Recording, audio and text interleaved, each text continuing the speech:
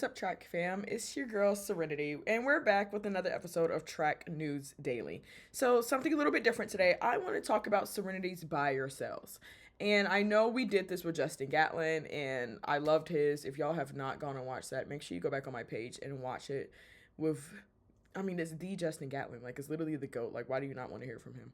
But I was inspired by it. So, we're going to do Serenity's buy or sell. And starting with the first one, are we putting too much pressure on the next generation of sprinters? Now, I say sell.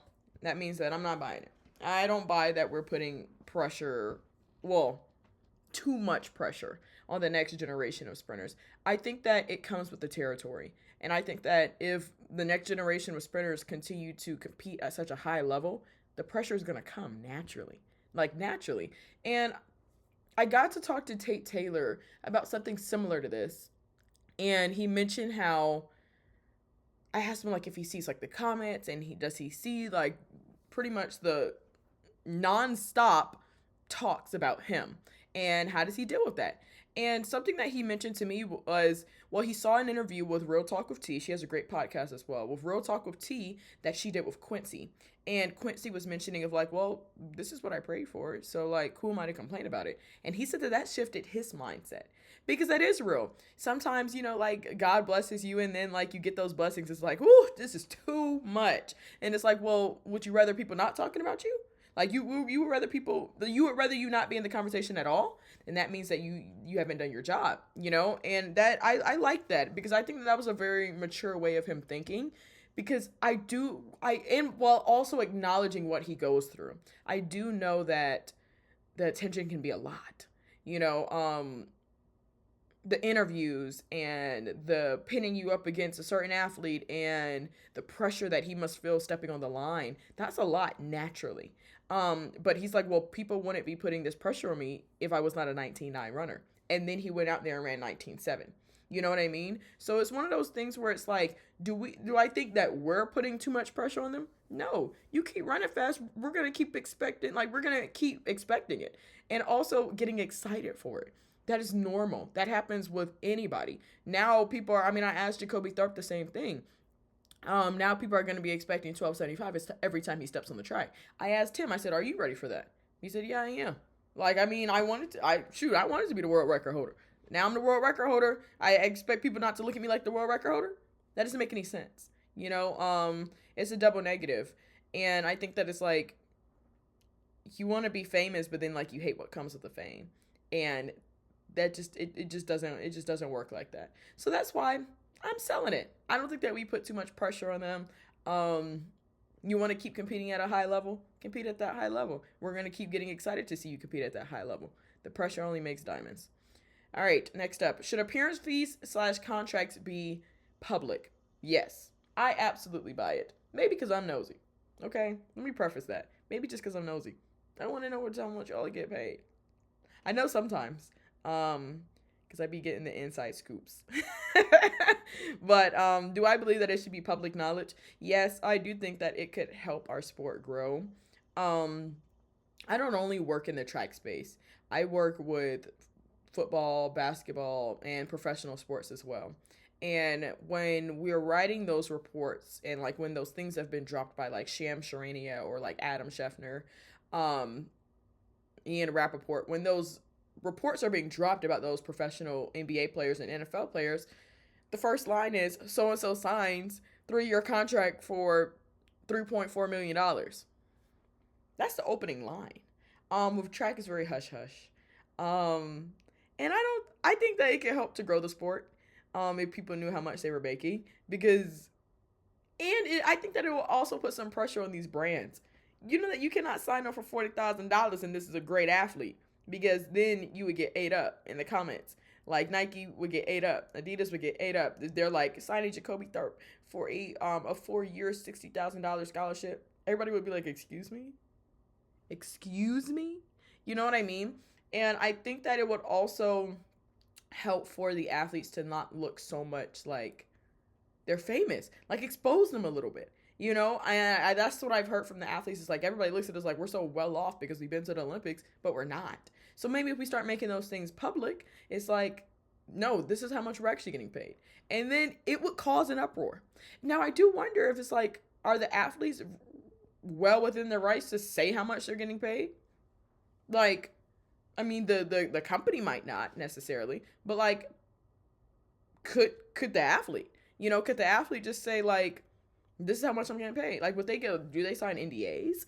Not really sure. That's a good question that I would have to like maybe do some digging and find out. Because if it's well within the athlete's right to just say how much they're getting paid, then I'm like, I would encourage the athlete should just do it. But I know it's like awkward. Um, because then you'd be like the first one to do it. You know what I mean? As opposed to the other sports where it's like everybody's numbers are out there. It's not something that's undercover. You're not the only one. Like if Masai Russell were to come out and say how much she made, she'd be like the only one. Unless other athletes would be like, you know what? Okay, I'm inspired. Like let me go do it too. But then it would just have people in her pockets, and that's just something that's just not normal for our sport. Like it's just not normal for track. But I do think that it would be a good thing if appearance fees and contracts were public. Like I said, I think that it would put some pressure on the brands to pay athletes a lot more because imagine that stat line. Imagine, because me as an editor, imagine that stat line where it's like we're paying Jacoby Tharp $60,000 a year. Listen to how crazy that sounds. Good. People need to hear how crazy that sounds. But it is a little bit exposing for the athlete because it's like, yeah, now people know that like I'm only coming out here for $5,000 or I'm only coming out here for this amount of money. But there are high athletes too. Like there are athletes that get paid a good amount of money in track as well. So I do buy that one. All in all, I'm buying it. All right. Will someone break a world record before the end of the season? I say so. I say so. And we're just going to start with the one that is the topic, like the talk of the town right now. And this is Masai Russell breaking the 100 hurdle record. Um, because it's been so much talks around it, even with herself and with the media. I just think that it will happen when we all least expect it because that's simply how world records work. They happen when we least expect it. Sydney McLaughlin-Roney, everybody was like this with the world record in the 400. She did not get the world record. Now everybody was like this for the 400 hurdles, and she did get that world record. So I mean, it happens. It could be both. Really, it really could. I should have said vice versa. I mean, but I will sell this one for now, just because there was already a world record set this season. That because I thought that it would be like a trickle effect, but in a way, after seeing how pre went, in a way, I kind of feel like now everybody's trying very hard to get it. Now everybody's trying hard to get world records in their respective events. The 100 hurdles is not the only one. The 800 has been a talk as well because Cooper Leckenhouse is pretty close. And I think Marco Arop just got pretty close too to the 800-meter world record. So now world records it's tough. And I mean, we've even seen it with like Faith Kipyegon with her sub-4 attempt, and she wasn't able to get that. So it's like, because you're trying so hard and it's manufactured, and something that Masai did say that is so true, is that you can't predict when you're going to break a world record. You definitely can't. But honestly, to her point, she is the one who, because when she ran that 12:14, she brought the conversations about the world record. She brought it up. She said, I see myself breaking the world record. But any athlete could say that. I think that us as the fans and the media started to predict when it's going to happen. I think that's the difference. It's like, one, she was answering a question that was asked to her. She said, yeah, I can see myself breaking the world record. And then it was all of a sudden like, we're on world record watch. And then that's the predictability part that we brought in. She agreed that she wants to break it. We as the media and the fans were like, okay, it was gonna happen at Monaco, it was gonna happen in London, it's gonna happen at Paris. Like, we started to bring up the predictability part of it. And I think that might have been where the harm was. Or harm or foul, like not really much. But all in all, I sell the idea that we are getting a world record at the end of the season. I don't see it. Not this time. Not this time. I think that is, like I said, I think it's gonna happen when we least expect it. And that's just that. I mean, Jacoby Tharp is a perfect example of that. Nobody expected that. Nobody expected that. And I have continued to emphasize the fact that it's not because he is slow. And it's not because we didn't think that he would get it. Just did we expect a collegiate athlete in the prelim to run 12.7? Not necessarily. Not necessarily. His PR before that was 13.01, you guys. Like, I expected 12.9 before 12.7. Let's get that straight. And that is what world records were about. Kenny Harrison, love her story, my girl. Her story was that she did not make the Olympics in 2016, and she was not going to do that last Diamond League meet. She said she was heartbroken. She didn't want to do it. She talked to her pastor about it, and her pastor was like, put your best foot forward, in a godly way, and she wrote it down in her devotionals, like, she's going to do this last meet. She prayed about it. I'm going to end the season on a bang, on a win. She was devastated that she did not make this Olympic team when she was literally the favorite to make this Olympic team.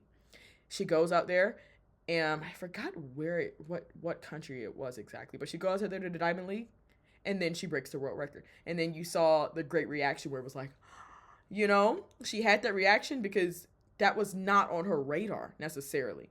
Because I'm not going to say like she let go of the idea of her breaking the world record, but she was just like, I'm just trying to end my season right now. And then boom, she broke the world record.